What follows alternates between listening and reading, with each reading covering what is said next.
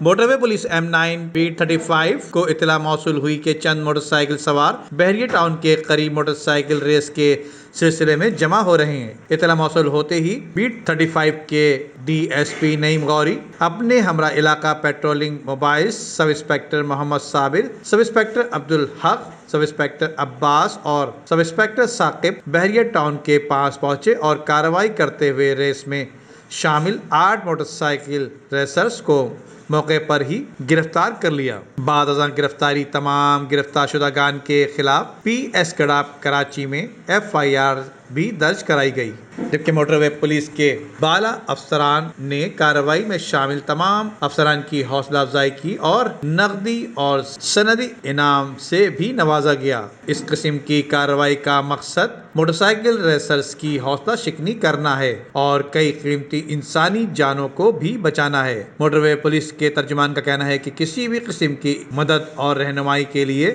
130 یعنی 130 help line پر فوری رابطہ کریں۔ ندیم صدیقی، میٹرو 7 پاکستان۔